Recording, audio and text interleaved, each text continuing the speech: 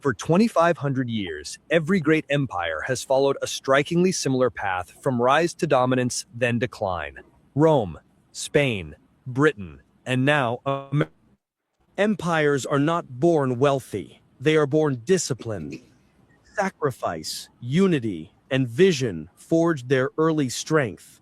Historian Sir John Glubb noted that every major empire lasts about 250 years, roughly 10 generations, before it collapses under its own weight.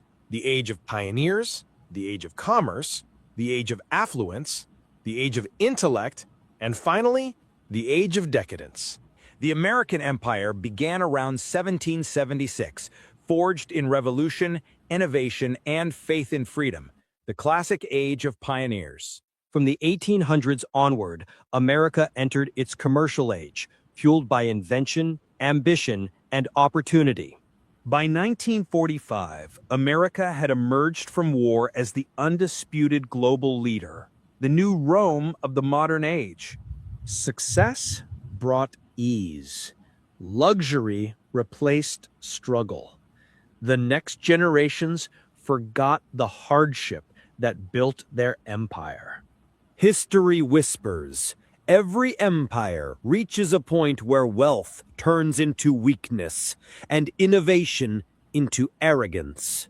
If the 250-year rule holds true, the American Empire, now nearly 250 years old, may be approaching its final phase.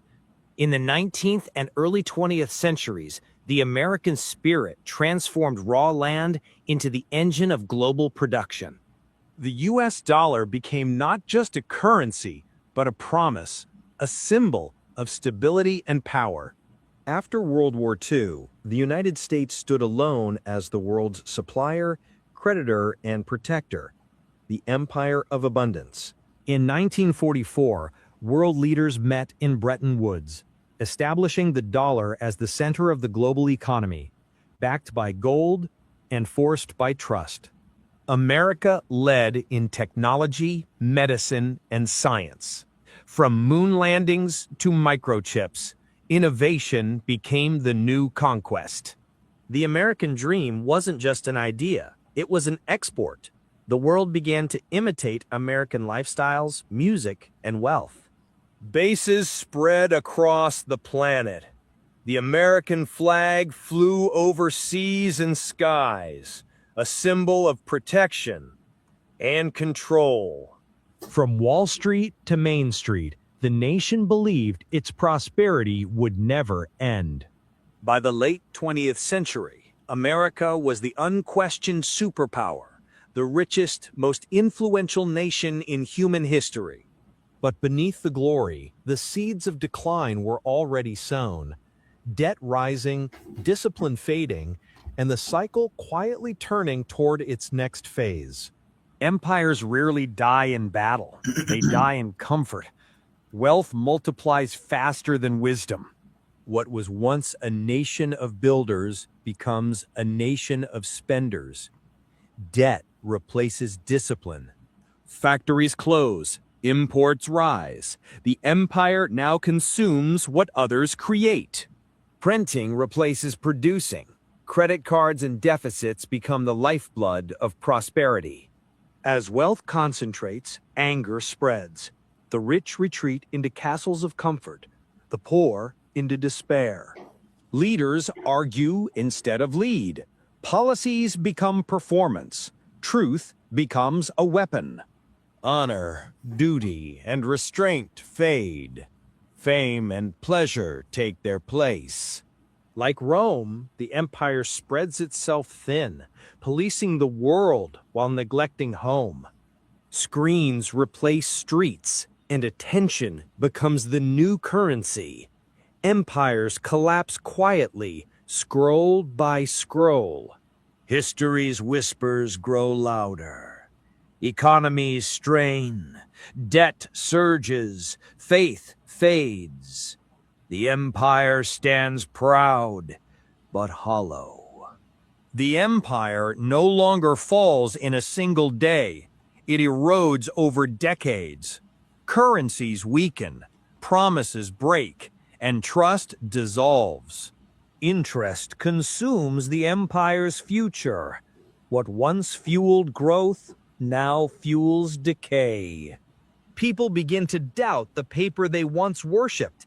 Inflation becomes the silent thief of empires. Allies start questioning the empire's strength. Former partners seek independence. The world realigns. History never leaves a vacuum. As one empire falls, another rises quietly, patient, calculating, ready. Cities finally awaken. Protests, uncertainty, and demand for truth ripple through every city. Rome fell, Spain fell, Britain fell. Each believed it was different. Each ignored the same warning signs. From ashes, something new begins. Digital currencies, decentralization, and regional power blocks form. Gold, truth, and productivity regain meaning. Empires die, but principles survive. Every empire rises with courage and falls through corruption. The American empire now stands at the edge. Its clock nearly struck. Empires don't die, they evolve. The question isn't whether America will fall, but what will rise in its place. So before we go any further, we'd like to start off giving all praises, honor, and glory to Yahweh, Ba'ashem, Yahweh Shai, Ba'ashem, Rachak, Kodash. Yahweh is the true name of our Heavenly Father, who the word ignorantly know as God, Jehovah, and Yahweh. Yahweh Shai is the name of our King, Lord, and Savior, who the word ignorantly know as Jesus Christ. Ba'ashem, Rachak, Kodash is in the name of the Holy Spirit, and that's the inspiration given to us to edify only those that have been given the ears to hear. Double honors to our teachers, the apostles, bishops, and elders at Great Millstone, peace and salutations to the 144,000 in the elect scattered throughout the four corners of the earth. Shalom to the believers that subscribe and listen to this truth wholehearted through the spirit and power of Yahweh Ba'ashem Yahweh Shai. All right, we're the brothers here from the GMS Great Millstone, Memphis branch, coming at you with another live lesson. As you see, we've entitled the 250-year rule, Decadence and Decline. Okay. And of course, you know, yesterday was so-called Independence Day, the 4th of July. And you know, they celebrated this 250th year anniversary of America's so-called independence. And now, you know, we are here to tell you what that actually means. Okay. And now that the smoke has cleared, the dust has settled, you know, we understand, like the scriptures say, and if y'all can know, you want to read it, Ecclesiastes 7 and 8. And then can you get load up Isaiah 47 and 1 in the NLT? Yeah, you know, the scriptures tell us, okay, how we ought to feel about the end of a thing. You know, it's better that way. All right. So, Lord, will you be edified, you know, as we flow in the spirit with this lesson? You got it, Yaganan. I'll pull it up on the screen. You can go ahead and start reading. Okay, Con. This is Ecclesiastes 7 and verse 8. It says, better is the end of a thing than the beginning thereof. And the patient in spirit is better than the proud in spirit. Yeah, because this is what we actually been waiting for. All right. For even more so longer than 250 years. Okay. Now, the 250-year rule, we're going to get into it. Okay. But like, you know, what it reads here in Ecclesiastes 7 is better that this empire ends. And it's better that we are in the end of America's empire, okay, which in the scriptures is known as Babylon the Great. So, Aina, can you take us to the Isaiah 47? The Isaiah 47 and 1. I don't know if you heard me. I seem like you having a connection problem. You keep getting kicked out. But if you can get Isaiah 47 and 1, brother, if you can hear me, I'm gonna put it up on the screen. Yeah, I don't know what's going on, but I got it. Yeah, I wanted you to get it in the NLT too. Come, I got you. Okay, you can go ahead and start reading. This Isaiah 47:1 in the NLT. It reads, "Come down, virgin daughter of Babylon, and sit in the dust." And the virgin daughter of Babylon is indeed America. You know, no and if buts about it. Okay, Mystery Babylon in the scriptures is America. Go ahead. Sit on the ground, there is no throne, O daughter of the Chaldeans. For thou shalt Yeah, know. not, I think you skipped back to the KJV. It didn't say sit Oh, on the my ground. bad, my bad, my bad. Yeah, Bro. it's all good. All right. From the top again, Isaiah 47:1 in the NLT. Come down, virgin daughter of Babylon, and sit in the dust. For your days of sitting on the throne have ended. Yeah, that's the key, right? Your days of sitting on the throne have ended. This is what the 250-year rule tells us, right? That your time of being on the throne comes to an end after 250 years. Empires come to an end. So it's the rule, which means America is not the exception. All right. Because at the end of the video, the question was, who will be next? You know, what's coming after? All right. And just like Second Ezra's 6 and 7 says, Esau is the end of the world, and Jacob is the beginning of that which followed, which pretty much this is a continuation of what we were going into yesterday. But I just want to pull up, you know, some more scriptures and get into some other things that I was searching out today.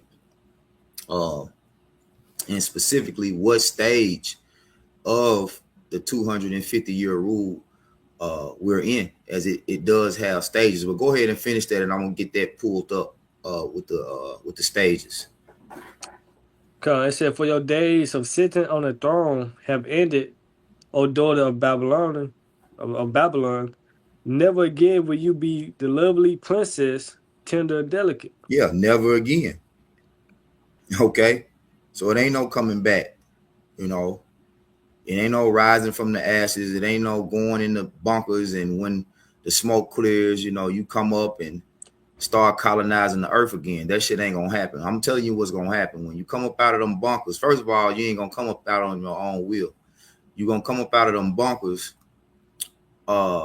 in chains. All right. And that is the end, like Steven said on Django. Yeah. That's the end of your rule. Yeah. Gonna throw you in the hole. Yeah. Turning big rocks to little rocks. Yeah, because it's gonna be a lot of shit to clean up for you elites. You know, you think you're gonna escape. You know, the scriptures say we're gonna do what? We're gonna sever out, continue employment. Yeah, Shalom, you know, all of y'all some Shabbat, you know, the water for tuning in. Shalom, brother. Hey, Shalom. Yep. So I want to you know, I want to pull up this 250-year rule breakdown from Google. And you know, are you in there? You can read it if you can see it on the screen.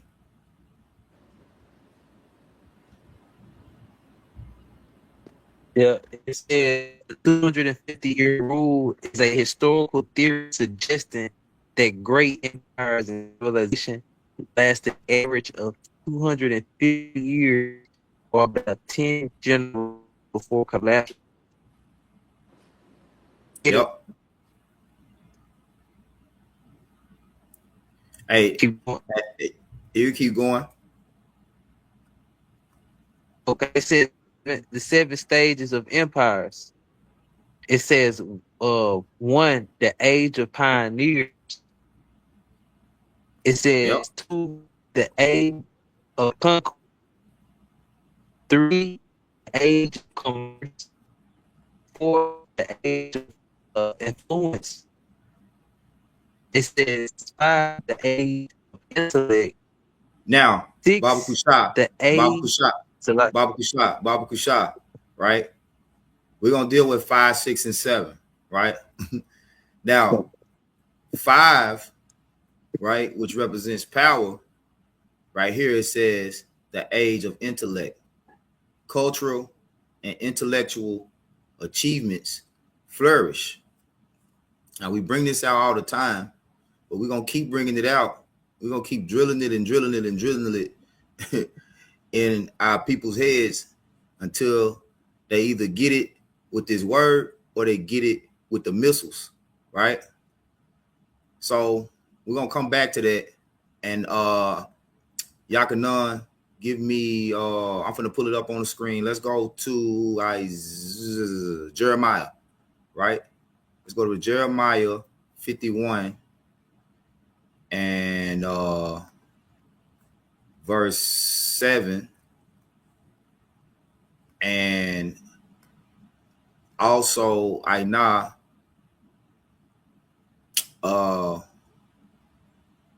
we're gonna get the words in the etymology. Put an etymology up. You can start reading whenever you get there, brother. Okay, come. This is Jeremiah 51 and verse 7. It says, Babylon have been a golden cup in the Lord's hand, that made all the earth drunken. The nations have drunken of her wine, therefore the nations are mad. All right. So it says, and you know, in that cup in the Lord's hand, all right, means that you know America has always been like the scriptures say, the earth is given into the hands of the wicked. The power of the earth is in the hand of the Lord. So America has always been set up with this dominance and this rule in the earth because the Lord gave it to Esau, Edom. You know, the Lord allowed America to reach this great height, and through pride, okay, now we are at its fall because of its great pride, right? Now we are at its fall. So the philosophies, that's what's in that golden cup, you know, pretty much the way that Esau Edom governs the earth through its knowledge of wickedness. That's what's in this cup. You know, its philosophies, its education system, okay? It's religion, you know, all of those things are part of what's inside of the cup, okay?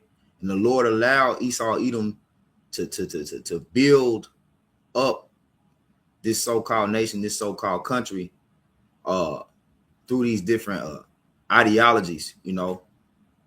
But this is what has ultimately made the whole entire earth corrupt. Okay, America has corrupted the whole entire earth by the means of its wicked rule. Okay, so it say what? Therefore, the nations are mad.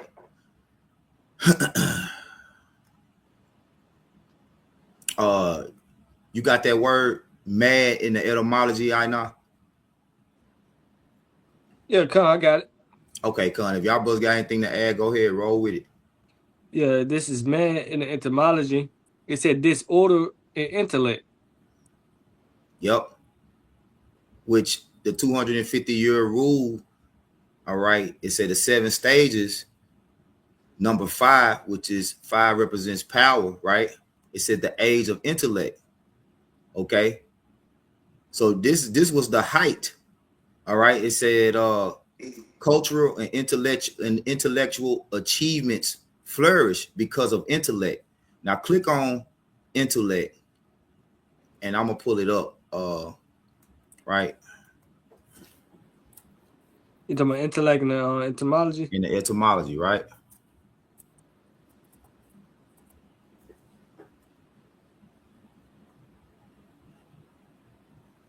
Intellect and etymology said the sum of the cognitive faculties. Yeah. Then they say except the sense or sense and imagination, the capacity of reason and truth. The capacity for reason and truth, late 14th century, intellectual capacity. Yeah. Discernment,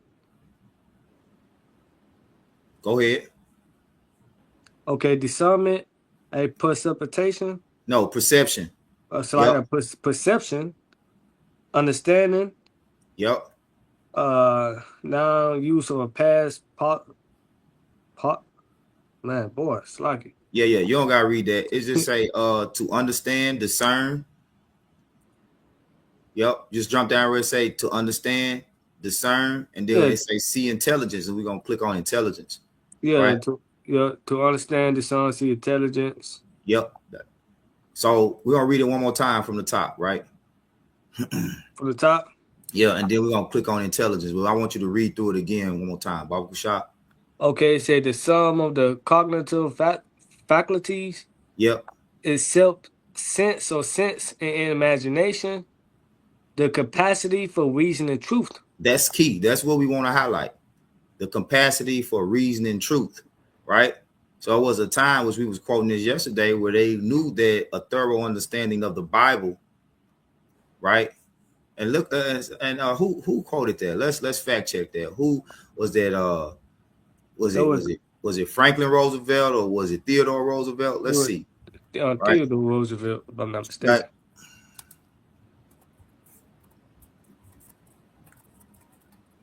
But the most interesting thing about the word intellect is that it says it's the ability to reason truth, you know, and we know that the truth of the whole world is in the Bible. When y'all brothers find it, let me know.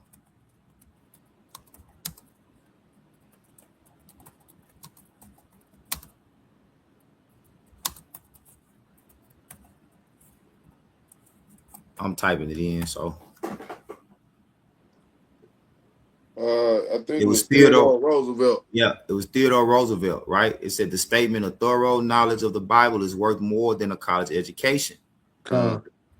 So why did they set up colleges as the standard of success in America? Because they know that would ultimately take people away from the truth. And when you are not able to reason truth, you're easily deceived and people can capitalize. So it was a capitalization tactic because people are in the most debt going to what? To college, learning all these fucking philosophies, learning all these different theories, the Darwin theory, the Big Bang theory, the evolution theory, you know, all of that bullshit. You go to college to lose, and I mean, you go to college to learn and lose, right? Well, as we say, you come out of college after 4 years, you did $200,000 in debt. Yep. Right. So it says, yeah, the statement of thorough knowledge of the Bible is worth more than a college education comes from the U.S. President Theodore Roosevelt and has been echoed by notable figures such as Robert Millikan and Benjamin Franklin. It said it reflects the belief that deep familiarity with the Bible can provide a foundation for wisdom, hope, and hope that transcends the scope of formal education. You see that? So this is why the nations went mad, is because they went away from the standard of the Bible, which is the standard of truth.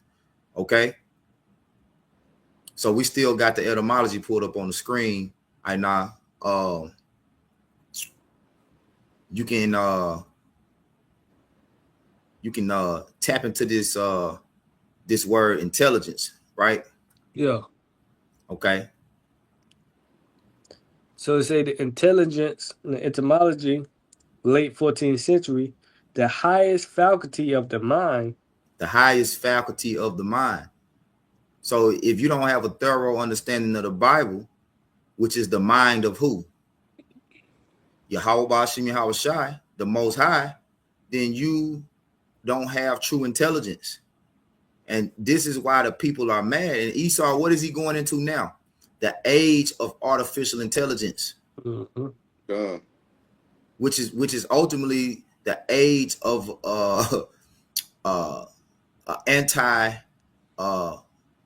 anti-Messiah, age of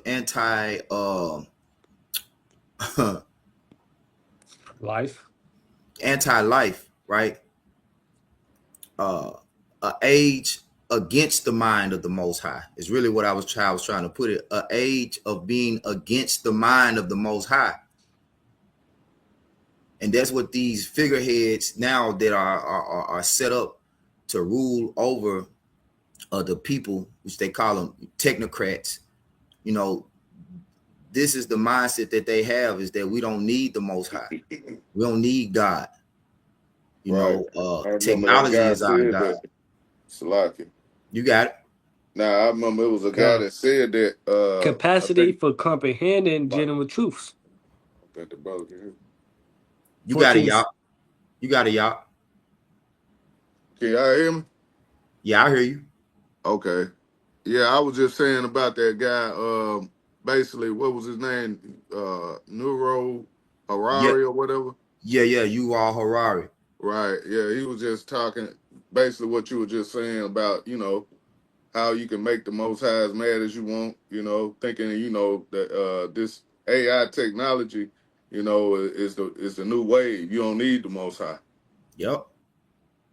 And that's madness. That's the definition of madness, man. Yep. But you got it right now. You can it say capacity for comprehending general truths. 14th century faculty of understanding, comprehension, understanding, knowledge, power of discerning, art, skill, taste, discerning. Yep. And that's why America is on a rapid decline. Okay. It's like the average American has no skill set. Neither do they desire to have a skill set. It's just straight up laziness, you know. We've come to a time now where there's absolutely no discipline. You know, you got which they broke it down in the video. You know, you got people are so ready to be entertained. You know, you got all these devices. You know, you got the smartphones, you got all these different social media platforms. You know, you can be in a room full of people and everybody on their phone. You know, so this is the definition of madness. Okay, when you go into it, and to sum it all up, you know,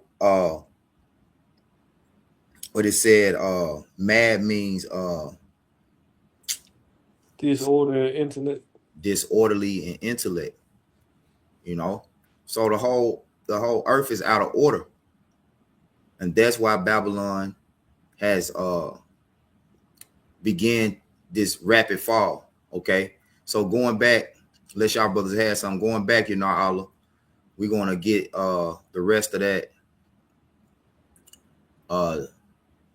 250-year rule from Google. You brothers have precept, anything they want to add? I had one in You got it. in Job. All right, you got it, bro.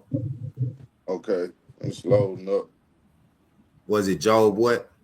14:5. Okay, go ahead. Yep, this is Job 14:5. It says, "Seeing his days are determined, the number of his months are with thee. Thou hast appointed his bounds that he cannot pass." Yep. And that's just one step closer with this 250-year rule. Is just a another step closer to, this man's kingdom going down, because we understand, like, been going into that, what a kingdom only has most likely 250 years. So with this wicked kingdom that Esau Edom is running right now, he's at that period. So we're looking for the decline now, on the back half of it. Yep. Yeah. Beautiful point, bro. All right, are you still there? All right, here we go.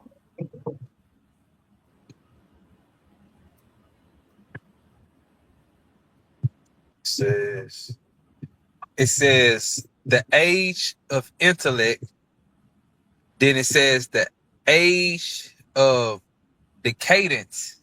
Yeah, or decadence. Decadence. Right? Okay. Did you get this word decadence? Oh, Salakia.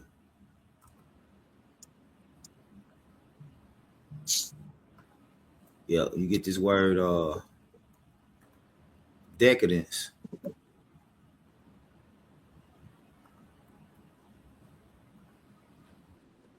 Says moral and cultural decline is characterized by excessive indulgence in pleasure or luxury. Yep. That's fire.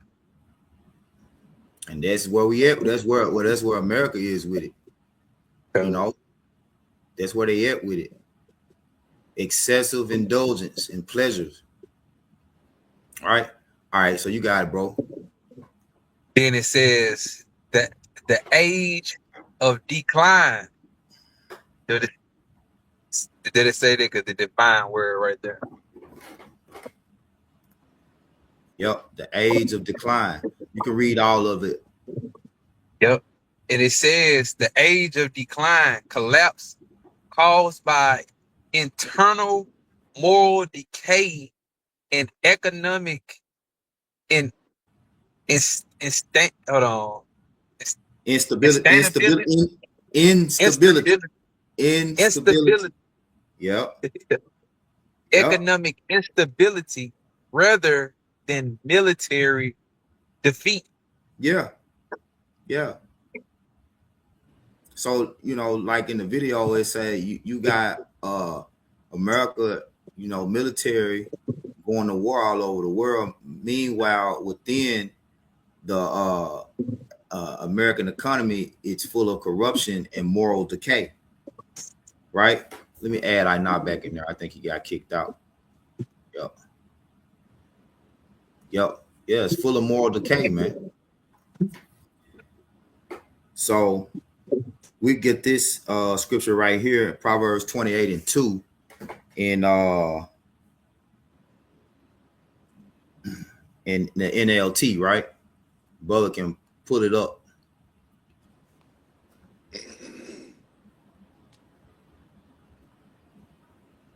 Whoever get there first can call and read it. I'm pulling it up on the screen.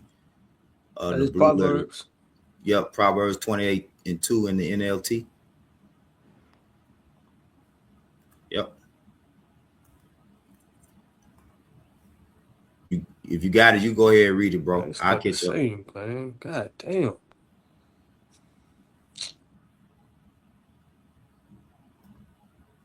Messing with your feed. Yeah, it's like it kicked him out. I know I'm on this stream, y'all. Let me see. It might kick me out if I try to double screen it, but I try to request it. Like I could just read it off right here for you. Yeah. Go ahead and read it. We'll yeah. Yep, I got it up on the screen. Con. This is what precept this is? Proverbs 28:2. Okay, this is Proverbs 28 and verse 2 in the NLT, the New Living Translation. It says, when there is moral rot within a nation, is government topless easily. Yes, say topless. So like it topples easily. Yep. But wise and knowledgeable leaders bring stability. Come on, man. Yep. Right. So when you say topple, it says overbalance and become unsteady and fall slowly. It remind me of Salaki. Go I was ahead, gonna bro. say, it remind me of that little what's the little song of Humpty Dumpty you learned in school? Yeah, sit on the wall. Humpty Dumpty had a Yeah, great fall. yeah. All the king horse, all the Yep. come in, come put Humpty Dumpty back together again. Cause that's that topple, falling over easily. No Yep. stability. Yep. Hey, and what the scriptures say, we'll get this Isaiah 33 and 6, right? Which is further proving Theodore Roosevelt, even though he was a demon, right? It's further proving that that quote is accurate, right? Isaiah 33 and 6, right? Says what? Uh I'll read it. It's saying wisdom and knowledge shall be the stability of thy times, right? So through the philosophy of Babylon the Great, the world has become mad, which means disorderly in intellect. We went into that, which means that they don't have a mind towards the Most High. Their reasoning is outside of the mind of the Most High. And whenever you reason outside of the mind of the Most High, you're going to be in state. You're not going to have any stability. You're going to be corrupt. You know, you're going to be filthy. You're going to be perverse.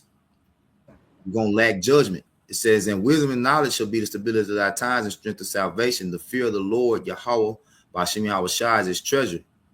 Okay. So there's very few individuals, which is ultimately the elect of the nation of Israel, who truly have that fear in these times and going to remain stable. All right. And they're going to operate outside of this this disorderly intellect, you know. So the question was, so in the video, the question was,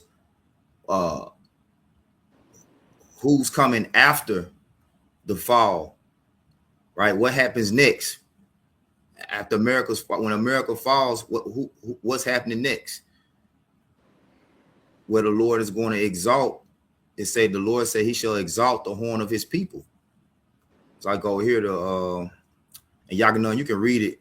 If brother want to ask, I'm gonna pull this up Okay. from is it First Samuel?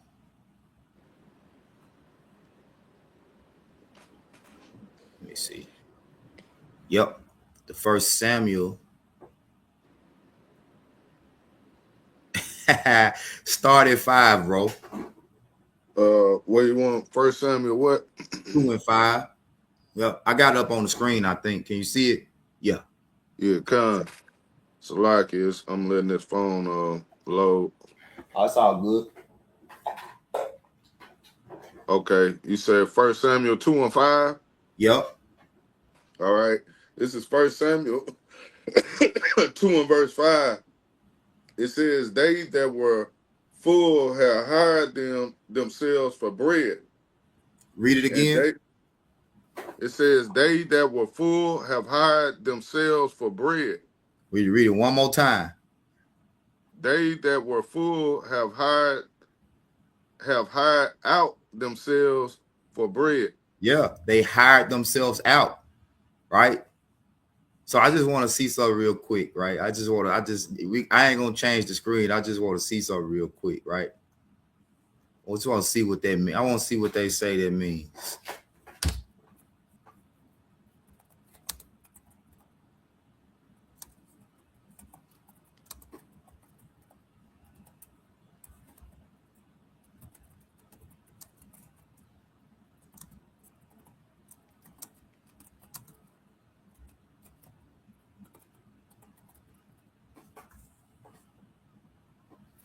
All right. So I typed in, what does hire themselves out for bread mean in the Bible?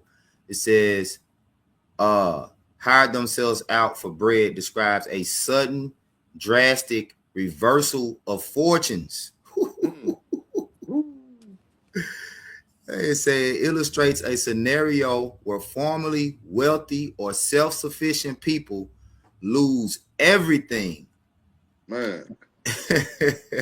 Hey, that remind me of that movie Trading Places. You remember Yeah, Eddie man, Murphy. they was on top of the world until Yeah. to the end and went broke. Just like that. Yep. Yeah. So Hey, that's the same way the Lord gonna hit these Edomites, man. They on the elite Edomites, the ones that's on top right now. They're gonna be through. And what happened? now you cool. I gotta. You still there? Yeah, I'm still here. Can you hear me? Shit.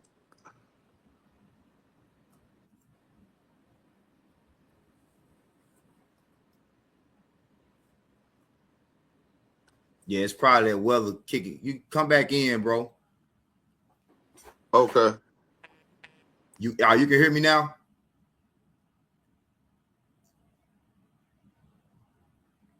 Okay. Brother's gonna tap back in, then we're gonna continue the lesson. We're gonna wrap it up in a minute though.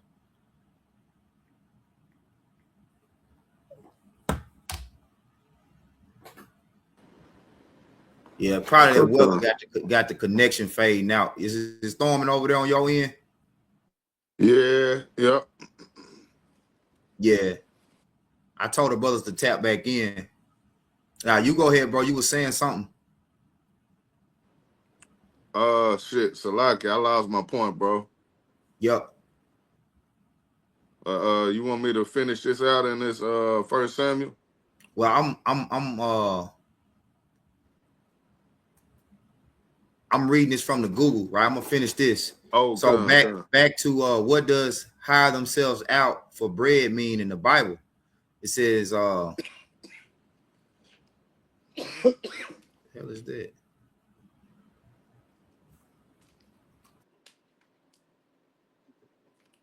What the hell happened?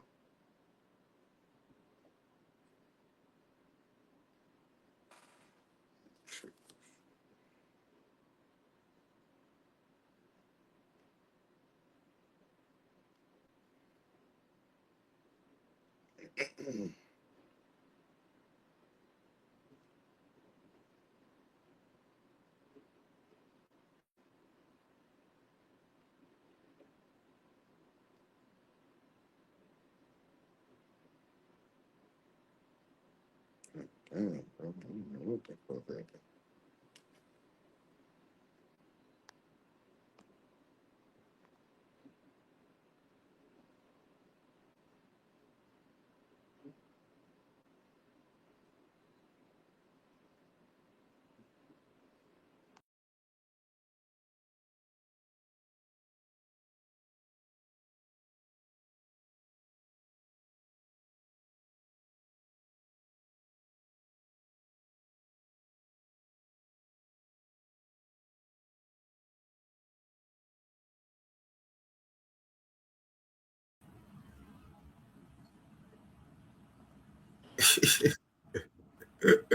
Man, bro, I'm like, what the fuck happened?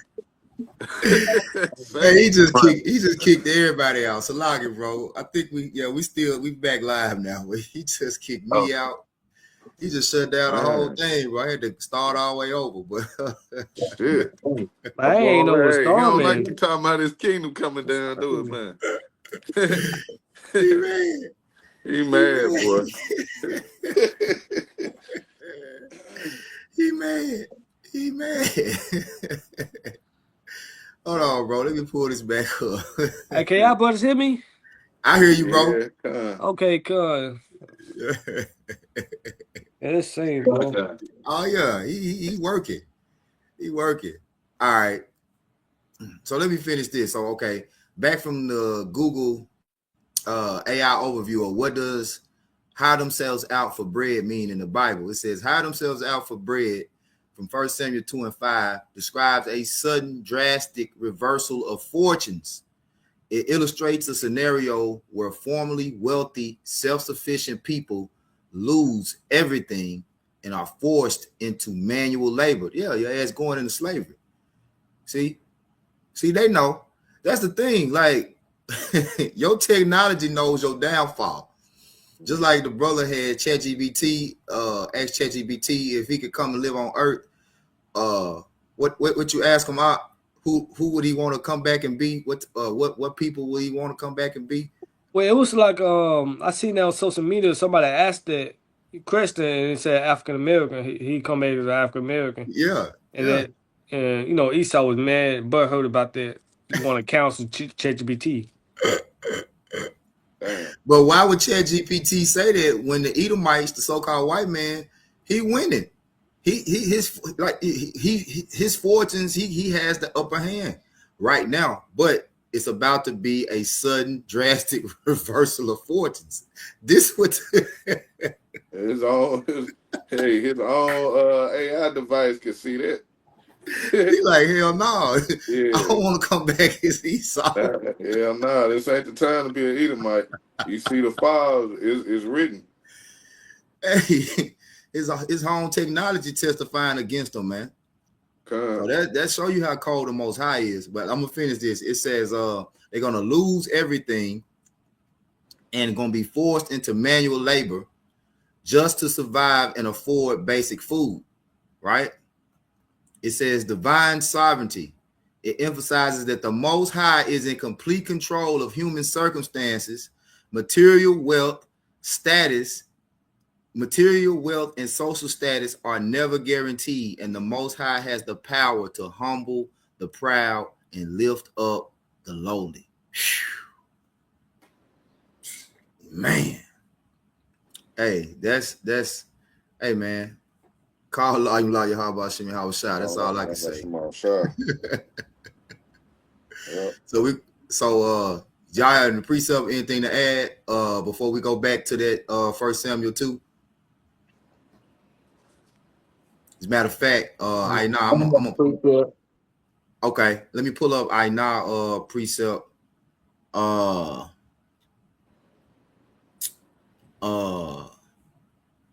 As a matter of fact, let's start here. Yeah, pull up Psalm 75.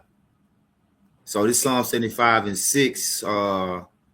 This is from GMS Lookup 441. The brother Aina subscribe. Psalm 75 and 6. For promotion cometh neither from the east, nor from the west, nor from the south, but the Most High is the judge. He put it one and set it up another. Verse 8. For in the hand of the Lord there is a cup, and the wine is red, and it is full of mixture, and he poureth out the same. But the dregs thereof, all the wicked of the earth, we didn't get the end of it. All the wicked of the earth shall drink. So I put on there. It say shall wring them out and drink them. I don't see it. You put it on the comment board? Yeah, I thought I did. Yeah, I see it on mine when I did it. Okay. Yeah, for some reason Satan messed up the car. Maybe when you put it on there, it kicked it out and didn't take it, right? But yeah. Damn. So they're gonna drink of that cup, you know, and that cup that cup gonna be slavery, man. Okay. Just like it say, you're gonna go into manual labor. The scriptures say that we're gonna sever out continual employment. But you go ahead with yours, Allah.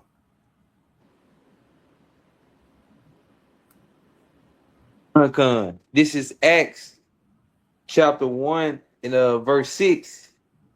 It says, when they therefore were come together, they asked of him, saying, Lord, wilt thou at this time restore again the kingdom to Israel? If I may add, Come on. yeah, just going back into the over the Google AI overview that you had for First Samuel, it talked about that divine sovereignty, that the Yeah, Most High He in control, and that's also what we're waiting on, the kingdom of Israel to be restored, to be given unto us, because yep, this 250-year anniversary, even though they celebrating what they celebrating their downfall, that's you it. know what I'm saying, and the ultimate what the restoration or restoration of the kingdom of Israel, you know what I'm saying, unknowingly. Yep, that's exactly what they doing. You Yeah, know, and they it's don't in know. the like it. They don't know. Just like in Psalms, not Psalms with Saki, Jeremiah 50, when you read it in the AMP, it say the nations who are unknowingly the weapons of the Lord's wrath. They don't know they're the weapons of his indignation. So uh, the bar always say the most high got them in the trick bag. Yep. Yep. Is it more? Or that you had something else? Anybody had something else? We're gonna go back to I just first. had looked up, how long. Well, we always speak on this though. It says, how many years has America been at war? It Yeah. says the United States has been at war for about 225 of its 250-year existence. So Yep. the whole time, this country has been established. They've been doing nothing but war, Destruction. destruction. Hey, the scriptures speak about how this man was set up to take peace away from the earth. Yep. So, Revelation. yep, we're just seeing this man's fall continue. Like the precept you brought out yesterday about what was that? Sirach 25:7. Yeah. But said he that liveth to see the fall of his All of enemy, his man. enemy. It's really a beautiful time, man, to be alive to see this, you Yep. know, and to see the Lord stripping this man of his power. Yep. Just the best time. Right. We in that time of his decadence and his decline. This is the best time because we are witnessing that this kingdom topple, you know, that slow fall. But you know, it's actually speeding the fall. Like the closer that fall gets to hitting the ground, the fastest. You know what I'm saying? Like when it comes from the Mm-hmm. top, it's like it's taking forever. But then Slow. yeah, It's once picking up it speed. after that, after it gets like on that certain angle, then it just come Yep. on. It just come on down. So we at the point where it's about to start rapidly declining. The Lord about to speed this thing up, man. And now you still there? You can hear? I'm still here. Okay, con, good. All right, so we're gonna go back. Yakanon, you can pick us back up. I Okay. had one more precept. Okay, I go to it. Where is that? Isaiah 51 and 22. All right. Really started at 21 because you were speaking about that cup, Yep. and the Lord is about to transfer that cup into the hands of our enemy. But this is Isaiah 51, start at verse 21 real quick, because it says, "Therefore, hear now this thou afflicted and drunken, but not with wine." And it's not literal with wine, but it's about to tell you, verse 22. Thus saith the Lord Yahweh, by Hashem Yahweh Shai, the Lord and thy power that pleadeth the cause of his people, which are you so-called Negro, Latinos, and Native American Indians. It says, Behold, I have taken out of thine hand the cup of trembling, even the dregs of the cup of my fury. Mm. Thou shalt no more drink it again. Verse 23, but I will put it into the Hey, hand that's of why. That's why Salakia. That's why we started off with better is the end of a thing, because this is the end of our captivity. We ain't drinking of that cup no more. Yep. Now it's time for Esau, the wicked, the devil, to drink of that cup. verse 23. it says, but I will put it into the hand of them that afflicted thee, which have said to thy soul, bow down that we may go over. And thou hast laid thy body as the ground and as the streets to them that went over. Mm. The Lord about to take that cup out of our hand. Again, like you speaking on what they about to get that cup, which is what the curses, Slavery. the Lord's Yep. slavery, the Lord's Captivity. spirit. Yep.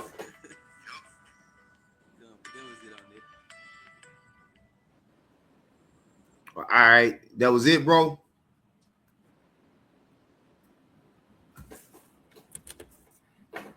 Yeah, Con, that was it. Okay. All right. The water. Beautiful point, man. That was a good precept. So, all right, we're gonna go back to 1 Samuel. Y'all. Okay. Yeah, Con. This is 1 Samuel. Let me highlight it. 2 and 5. Yeah, this is 1 Samuel 2 and verse 5. It says, they that were full have hired out themselves for bread, and they that were hungry ceased.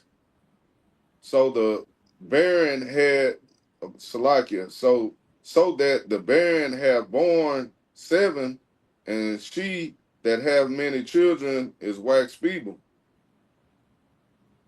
Keep going. Yeah, Con. Read it all the way down to 10. Okay, Con, it says, verse 6, the Lord, Yahweh Shema Shai, killeth and maketh alive.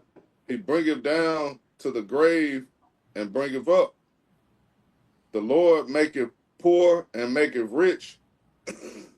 He bringeth low and lifteth up. He raiseth up the poor out of the dust and lift up the beggar from the dunghill, to set them among princes and to make them inherit the throne of glory.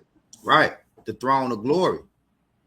So, the brother was just reading Acts, just as in the beginning we was reading Isaiah 47, going into there's no more throne for Babylon the Great. Now it's time for the throne of glory to be set up. You see, the throne of glory is the everlasting throne, the eternal kingdom. Ain't that, see, you got that thing they say, you got the exception to every rule. There's always an exception to every rule. Well, Israel is going to be the exception to the 250-year rule. We're not going to be subject to a time of rule, a end of our reign. It's going to be forever, and that's why that's what the throne of glory is. That's the rule underneath Yahweh Shem Yahweh Shai, where his people are going to be immortal and rule in righteousness forever. That's the throne of glory. That's what he's about to set up. So that's the answer to that question from the video. What's next? The throne of glory. Mm-hmm. You got it, bro. Yep. It says, for the pillars of the earth are the Lord's, and he has set the world upon them. Mm-hmm. It says, he will keep the feet of his saints, and the wicked shall be silent in darkness. Yeah, the saints are the Israelites, and the wicked is Esau, Edom. Go ahead. For by strength shall no man prevail. And that's what, Esau, Edom, he's banking on his riches, the strength of his riches, the strength of his military. He's banking on his own strength, but it's already set up for him to fail, because the Lord say no man can prevail off of his own strength. Go ahead. Last one. And it says, the adversaries of the Lord shall be broken to pieces, out of heaven shall he thunder upon them. The Lord shall judge the ends of the earth, and he shall give strength unto his king, and exalt the horn of his anointed. There you go. Which we know, again, who was the anointed, the elect of the nation of Israel. Okay? It's his chosen. I want to get this one. And if brothers got any clauses they want to add, they can as well. Yeah, I had this on I just put on the comment board. Sirach right. 47 and 11. Okay, come, I got you. Just going back in that throne of glory. You got it. It say the Lord Yahweh Ba'Shem Yahushua took away his sins and exalted his horn forever. He gave him a covenant of kings and a throne of glory in Israel. Woo! There you go. The throne of glory is not subject to the 250-year rule, man. You know? The horn forever, power forever. You know? Should have let me get mine first. God, I don't even want to get mine no more. yeah, and it's beautiful because this pretty much going to King David, which the house of David is coming back. And that's the throne of glory right there, the house of David. And who's gonna be ruling? The chief king Yahweh Shah, man. Yep. Hey, it's beautiful. Yep. So I don't got nothing else after that, bro. Unless y'all brothers have nah, it's cool. It's cool. Hey. Hey. Points been made. And again, we pray that you were edified. We'd like to give all praises, honor, and glory once again to Yahweh. All right. Double honors again to our apostles, bishops, and elders. Kwam Yasharala. Shalom. Yeah. Oh.